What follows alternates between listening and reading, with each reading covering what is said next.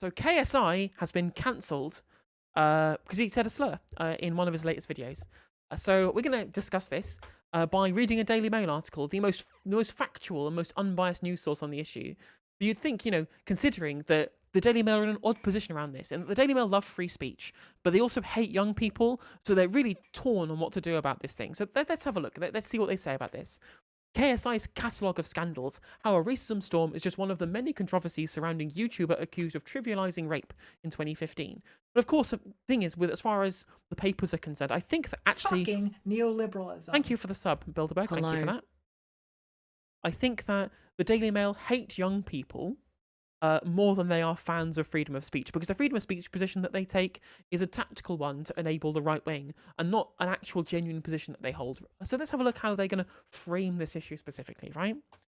Olatunji, aka KSI, 29, used a racial slur in a recent Sidemen video. The YouTuber will take a hiatus from social media following the incident. He's also been involved with a number of controversies in the previous years. British YouTuber KSI has announced he will take a break from social media after using a racial slur in a recent video. KSI, whose real name is one that I'm not going to try and pronounce for fear of looking even more racist, has gained fame as a member of YouTube group The Sidemen, which currently has more than 18 million subscribers. Actually, I quite like KSI from the content that I've seen of him. The Sidemen videos I've watched are pretty funny. I was watching a Sidemen video where they did a really funny joke about trans people, where it was, what do you call it? Why did the trans man only eat salad? Because he was a herbivore, which I think is a funny joke. Shows that, actually trans people do like having jokes about trans people, just, ones that aren't dehumanizing. And I enjoyed his reaction to Anthony Fantano's review of his work. I think his albums were fine. And so, yeah, I mean, I'm frustrated that he would engage in saying of racial slurs, but let's investigate, shall we? In a recent Sidemen video, the group filmed a countdown challenge which saw them attempt to come up with a 9-letter word like on the Channel 4 show. A clip in the video saw him use a racial slur whilst under the name Team Ensler. But what racial slur did he say, and did he trivialise rape? See, to try to come up with a word, KSI suggested the P slur for Pakistani, which is, of course, definitely a racial slur, which people shouldn't be saying. It shouldn't be normalised. That is a correct, he should apologise for this, right? Let's be real. You shouldn't be saying these things. Apologizing for this is fine. You should be apologizing for this, and people expecting an apology are not in the wrong here, right? Should he be cancelled for this? Probably not, right? He shouldn't be cancelled for saying a slur once. The whole point of having what people will call consequence culture, for example, about the desire for these is because we want the actual utilitarian justification for this is you want to ensure that these things don't continue. You want people to apologize and change their behavior. That what we shouldn't be doing is cancelling people forever and saying that they should essentially leave social media and take a hiatus. That's completely unnecessary. Expecting him to take a hiatus from social media from saying a racial slur one time, right? Just apologize, don't do it again, and then we shall. That is the improvement you want to see. We want to see personal growth. That is the utilitarian argument here. I understand that a bunch of moral Puritans want anybody who does anything outside of what they believe to be the moral perception of what should or shouldn't happen. Those people are Puritans, and I do not agree with them on any of these issues, right? What we want to do is people to correct their incorrect behaviour and to avoid doing those things in the future. That's what I want to see. I don't know if people in chat agree with me, but this, especially the word, the slur that he was used here, has a very dangerous history associated with it. As Imagination Scene was putting off in chat, like older members of that community remember slur bashing back in the 70s and 80s. I mean, considering at the moment where actually someone in chat was specifically talking about the issue where anti-Islamic sentiment in this country, which is predominantly in the UK, people who are Muslim are of Pakistani background, Pakistani or Bangladeshi, but as far as people who use the P slur are concerned, the P slur does actually, as far as they are concerned, apply to people of both Bangladeshi and Pakistani origin, because it used to be the same country, obviously. So that's, as far as the races are concerned, that's a slur that does apply to both.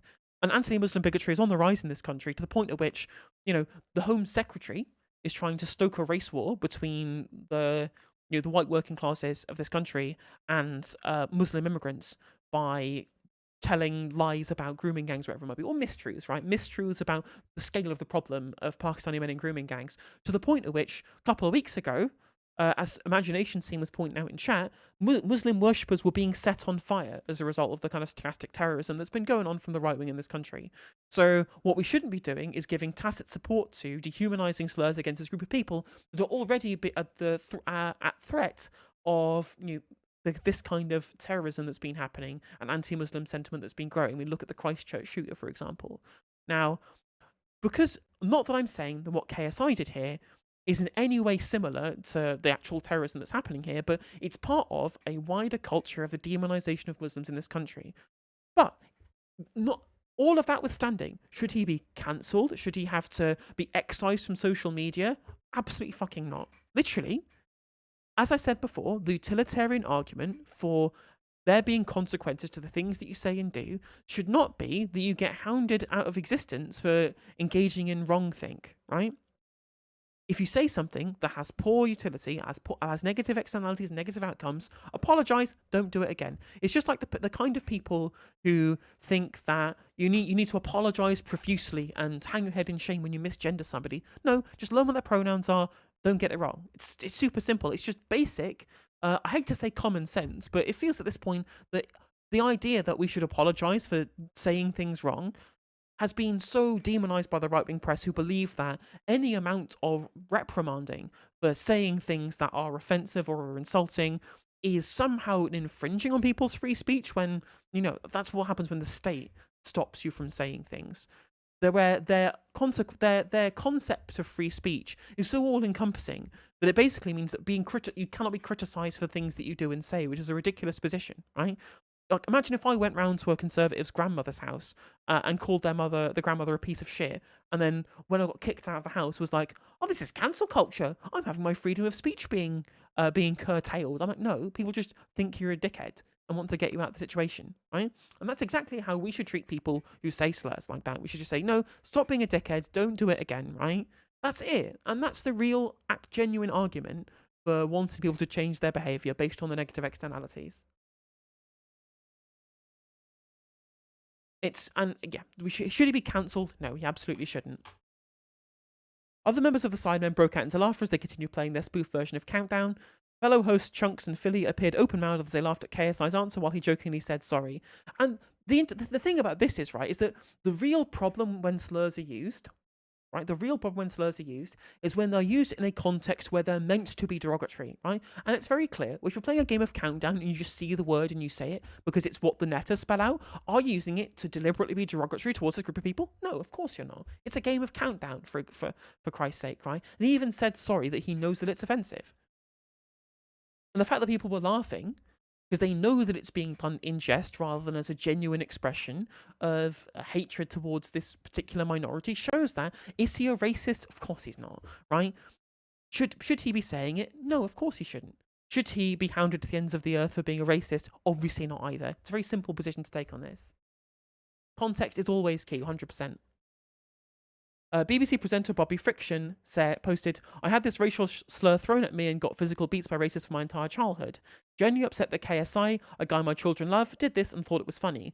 The rest of them laughing can go F themselves too. People dehumanizing brown people like it is normal." Like, I understand this particular reaction to this from someone who's part of that minority. And it doesn't matter, as far as they're concerned, what the original context was and how the use of the slur was manifested, because it still brings back those memories of the times when it was used in a derogatory manner. That's why the context isn't about whether or not we can use it or not. The context is about the level with which someone should be reprimanded for using it, for example. Right? People shouldn't be saying the P slur at all. But what I'm saying is that there is a difference between someone jokingly using it during a game of Countdown and someone explicitly using it in this context here, which is a genuine expression of anti-Muslim or anti-Pakistani sentiment, for example. And yeah, it is. And as Dr. Raj Singh said, it is simply unacceptable, and that is true. It is unacceptable, right? But the level to which that we should be, again, reprimanding KSI is always dependent on the context here. And the context, I think, shows that he doesn't genuinely have any kind of anti-Muslim sentiment or anti-Pakistani sentiment, anti-Asian sentiment in his heart overall, because he knows that it's unacceptable, because he apologized afterwards. And, is it... like lame shock humor is garbage. I don't enjoy it. I don't think it's funny. I think it's really boring, lowest common denominator shit, right? Of course it is. But should people be, genuinely be cancelled over this stuff? I think that's not correct. That's not how we should be reacting to this kind of stuff. We should be doing what I said before. Just say, look, KSI, you admit that this was wrong. He has admitted that it's wrong.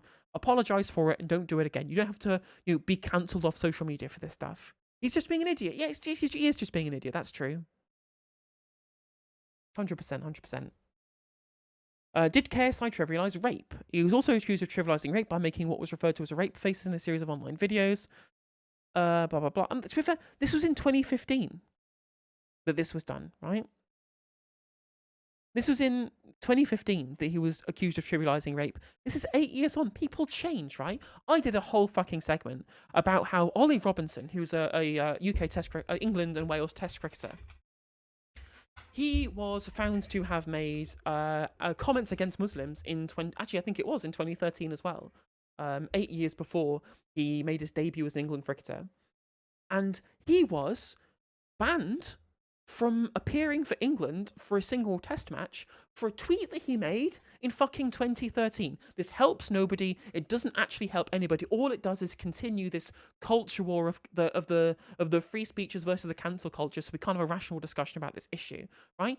We can say that KSI trivialized rape, and by saying that he was making rape faces or whatever it is, that does trivialize rape. I agree that it does. But should that be a reason that we attack him now for something he did 8 fucking years ago? No, we should have a rational discussion about why this stuff is bad, and then make sure people change their behavior accordingly, and make sure they have changed their behavior accordingly the longer time goes on. I'm sorry. And the fact that it's the Daily Mail here clamping down on this stuff just shows how completely contradictory their position is when Jim Davidson actually using his platform as a way of attacking any minority and insulting any minority with genuine vitriol, because that's what Jim Davidson actually believes.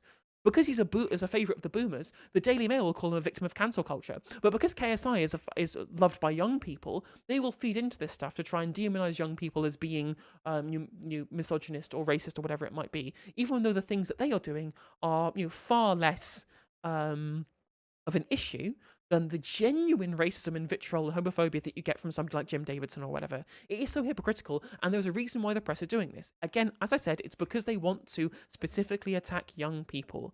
As we saw from Keir Starmer earlier today, there is a clear press line where we're trying to have this generational divide where boomers are the ones who want the tough on crime policies and want to crack down on young people, because young people are not a political demographic that anybody needs to pander to, because they're all very left-wing at this point. And that's why older people hate them too. This is what internet vultures do. The second you do a new oopsies, they come crawling out of the woodwork with a thorough catalogue of all of your sins. And the thing is, people say that this is just the left we want to cancel people over this stuff, but the right are just as bad at this, and they've always been just as bad at this, about cancelling people for perceived wrongthink. Just like we saw yesterday from May Muller having a political opinion about Boris Johnson and Jeremy Corbyn. Suddenly the right-wingers want to cancel her for wrongthink, in the same way they're trying to do to KSI now. Although the KSI stuff is probably coming from both sides of the political spectrum at this point. But he is seen as fair game for cancel culture because he's young.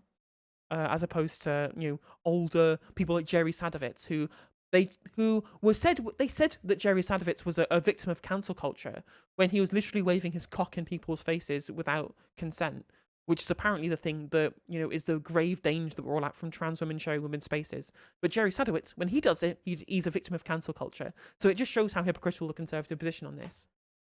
So yeah, I mean, in general, I think that this is a non-issue, and we need to properly actually think about the real utilitarian framework with which we are engaging in moral condemnation of these kind of things, and the ways in which we should actually view people as having atoned for any perceived slight they have on certain minority communities. And what really it comes down to is that there's this problem where when people are accused of this stuff, they are kind of put into a position where nothing is ever actually acceptable as a response. If they double down on this kind of stuff, they get told that they aren't, if they fundamentally are a bad person, they get continually cancelled on a further basis.